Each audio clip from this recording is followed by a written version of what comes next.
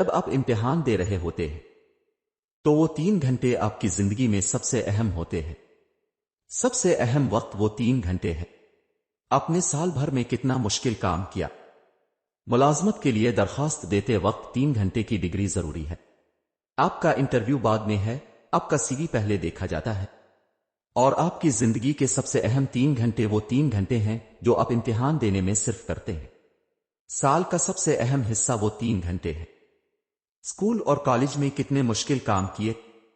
اس سارے کام کو لکھنے میں اب 3 گھنٹے لگتے ہیں، اور آپ کی ڈگری جتنی زیادہ ہوگی، کام تلاش کرنا اتنا ہی آسان ہوگا۔ اس دن اور عمر میں آپ کا انٹرویو ہو سکتا ہے جب تناؤ امتحان کا سب سے اہم حصہ ہوتا ہے۔ امتحان دباؤ والے واقعات میں سب سے اہم ہے۔ معاشی تناؤ بس اتنا ہی ہے۔ گھر کے مسائل بعد میں آتے ہیں۔ طالب علم کی مدت بھی ہوتی ہے، لیکن پرچہ امتحان سب سے زیادہ دباؤ والا حصہ ہوتا ہے۔ یاد رہے کہ یہ نظام تعلیم ہے۔ وقت بہت زیادہ اہم ہے۔ سب سے پہلے اور سب سے اہم، اس بات سے کوئی فرق نہیں پڑتا ہے کہ آپ کی طالب علمی کی زندگی کتنی ہی طویل ہے، 7، 8 یا 10 سال جو آپ پڑھتے ہیں وہ کیلنڈر کے دن سے زیادہ اہم ہے۔ ہفتہ وار، ہفتہ، مہینہ اور مدت کے لحاظ سے آپ کا ٹائم ٹیبل روزانہ، ہفتہ با ہفتہ، مہینہ اور مدت کے لحاظ سے آپ کا ٹائم ٹیبل ایسا ہونا چاہیے جس طرح سے آپ وقت کو استعمال کرنا چاہتے ہیں اور کون سے دن کاغذ کے قریب ہے۔ سب سے اہم خزانہ یہ ہے کہ امتحان قریب آ رہا ہے۔ اب آپ کو سب سے پہلے ٹھنڈا کرنے کی ضرورت ہے۔ تناؤ کو چھوڑنے کا وقت آ گیا ہے۔ مجھے توجہ مرکوز کرنے اور اس پر غور کرنے کی ضرورت ہے۔ جو میں نے اب تک پڑھا ہے، میں بھی کیا پڑھوں؟ کیا بچا ہے؟ مجھے اس میں صفر کرنے کی اجازت دیں۔ پراسپیکٹس ضرورت سے زیادہ ہے۔ آپ کو ان میں سے ہر ایک کو ایک بار پھر استعمال کرنے کی ضرورت ہے، یا دوسری طرف اس صورت میں کہ اپنے پورا سال نہیں گزارا۔ فی الحال یہ واقعی چیلنجنگ ہوگا ان میں سے ہر ایک کو استعمال کرنے کے لیے۔ اسی طرح تناؤ بھی زیادہ ہوگا، اس لیے وہ چیزیں پڑھیں جو اہم ہیں۔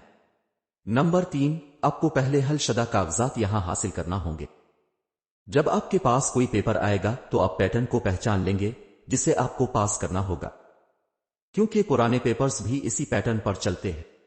آپ کو صرف مطالعہ ہی نہیں کرنا چاہیے، بلکہ آپ کو اپنے جسم کو آرام کرنے اور ایندھن بھرنے کے لیے باقاعدہ وقفے بھی لینا چاہیے۔ ایک سائنسی تحقیق کے مطابق ہر آدھے گھنٹے میں 5 منٹ کا وقفہ لیں اور کام سے وقفہ کریں۔ یہ زیر مطالعہ کو دوبارہ متحرک کرتا ہے۔ اس دوران آپ نعت شریف پر توجہ دے سکتے ہیں۔ بیٹھنے اور گھومنے پھرنے کے قابل آپ اپنی ماں سے بات کر سکتے ہیں۔ کسی کو آپ چند بسکٹ کھا سکتے ہیں، اور بچے کو گھر میں پکڑ کر ڈوپامائن اور محسوس کرنے کے لیے اچھا ہارمون نکال سکتے ہیں۔ زیادہ پانی پینا آپ کی دماغی صحت کے لیے بہت اچھا ہے، کیونکہ یہ آپ کے ذہن کو صاف رکھتا ہے جو آپ نہیں چاہتے، اور یہ آپ کو آگے بڑھنے میں مدد کرتا ہے۔ امتحان کے رہنما خطوط اور امتحان کے پرچے کا دن کیا ہے؟ ربڑ بینڈ، قلم، پنسل اور دیگر اسٹیشنری اشیاء آپ کے ساتھ ہونی چاہیے۔ اسے یاد نہیں کرنا چاہیے۔ آپ کو اپنے پورے دن کی منصوبہ بندی کرنی چاہیے۔ آپ کو کب اٹھنا چاہیے اور کب جانا چاہیے۔ یہ تب ہوگا جب آپ پہلے پہنچیں گے۔ اپنے پورا ماحول دیکھا ہوگا، بشمول مجھے کہاں بیٹھنا ہے اور ماحول کیسا ہے۔ ایک بار جب آپ یہ سب دیکھتے ہیں، بیگانگی کم ہوتی ہے اور واقفیت بڑھ جاتی ہے۔ سیر کے دوران آپ کے ساتھ جو چیز باقی رہنی چاہیے وہ یقین اور الہام ہے۔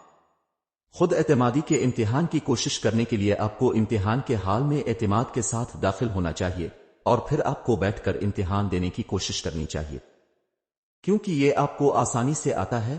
آپ کو پہلے سوال کا جواب دینا چاہیے۔ اچھے جواب کا نوٹ بنائیں۔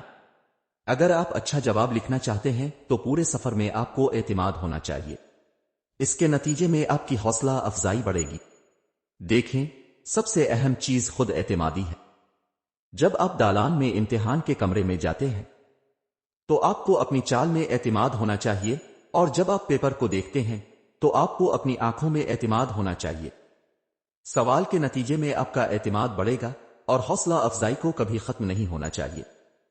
جب آپ ٹیسٹ کے لیے تیار ہو رہے ہیں، اپنے آپ کو حوصلہ افزائی کے پیک میں شامل کریں۔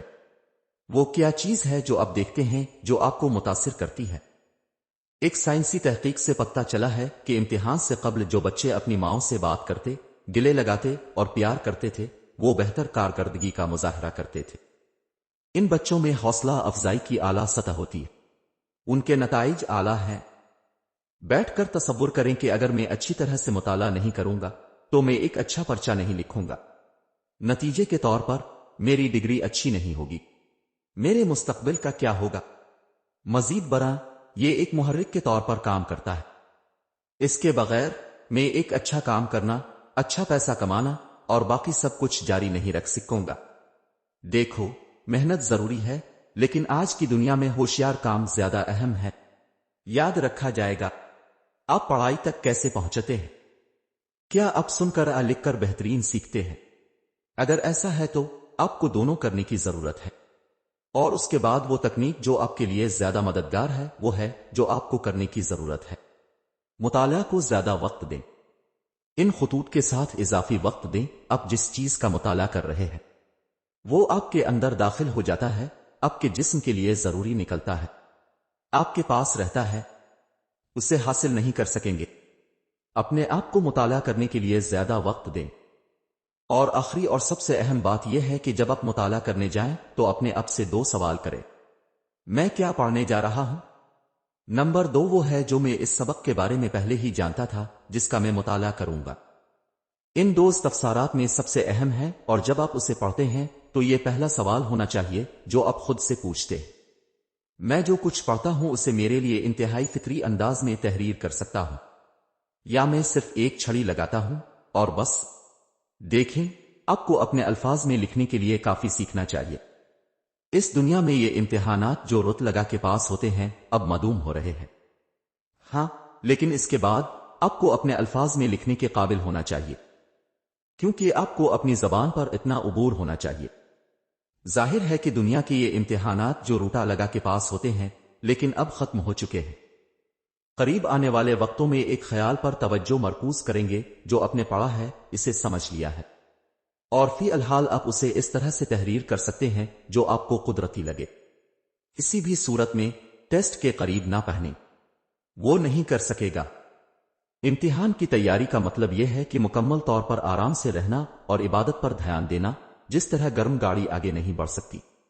اللہ ہمیں دنیا اور آخرت کے تمام امتحانات میں کامیابی عطا فرمائے۔